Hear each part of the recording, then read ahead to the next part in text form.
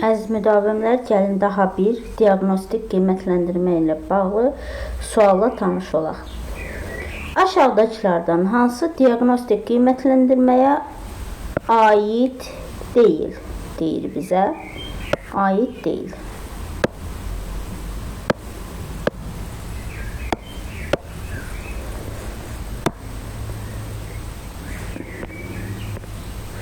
Əziz müdavimlər, gəlin daha bir diaqnostik qiymətləndirmə ilə bağlı. Əziz müdavimlər, gəlin qiymətləndirmə ilə bağlı daha bir sualla. Əziz müdavimlər, gəlin qiymətləndirmə ilə bağlı daha bir sualla tanış olaq. Aşağıdakılardan hansı diaqnostik qiymətləndirməyə aid deyil? A variantı tədris ilinin, yarım ilin, bölmənin əvvəlində keçirilməsi. Baxın, tədris ilinin, yarım ilin və ya bölmənin əvvəlində keçirilməsi. Bu, diaqnostik qiymətləndirməyə aid olan xüsusiyyətdir. Bizim açar kəlməmiz nə idi? Əvvəlində. Əvvəlində kəlməsi bizim açar kəlməmizdir. Diaqnostik qiymətləndirmə tədris başlamazdan əvvəl aparılmalıdır. Şagirdin hazırki səviyyəsini müəyyən etmək üçün aparılan qiymətləndirmə növüdür. Keçək B variantına. Şagirdlərin mövcud bilik və bacarıq səviyyəsini müəyyənləşdirmək. Bu da diaqnostik qiymətləndirmənin əsas xüsusiyyətlərindəndir. Burada baxın, açar məqamlarımız mövcud bilik və bacarıq səviyyəsini müəyyənləşdirmək üçün.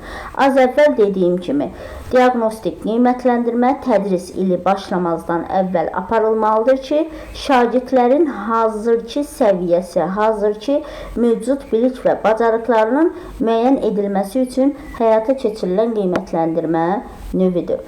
Gəlin C variantına baxaq. Tədris prosesi boyu şagirdin fəaliyyətini mütəmadi olaraq izləmək və inkişafını qeyd etmək. Baxın, burada artıq tədris prosesi boyu şagird fəaliyyətini mütəmadi olaraq izləmək və inkişafını qeyd etmək. Bu açar məqamlar tədris prosesi boyu mütəmadi olaraq izləmə və inkişafını qeyd etmə. Baxın, bu kəlmələr bizə hardan tanış gəlir? Formativ qiymətləndirmədən. Formativ qiymətləndirmənin əsas xüsusiyyəti nə idi? İzlə, müşahidə et, izlə, inkişaf etdir, istiqamət ver. Ona görə də C variantı bizim üçün doğru cavabdır. Diaqnostik qiymətləndirməyə isə aid olmayan xüsusiyyətdir. Gəlin digər variantlara da baxaq.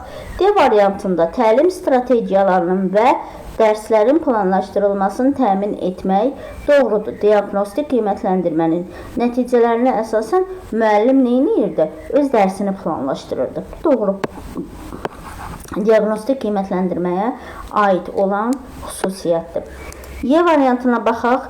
Şagirdlərin fərdi xüsusiyyətlərini və öyrənmə ehtiyaclarını aşkar etmək. Bu da diaqnostik qiymətləndirmənin əsas məqsədlərindən biridir, əziz müdavimlər.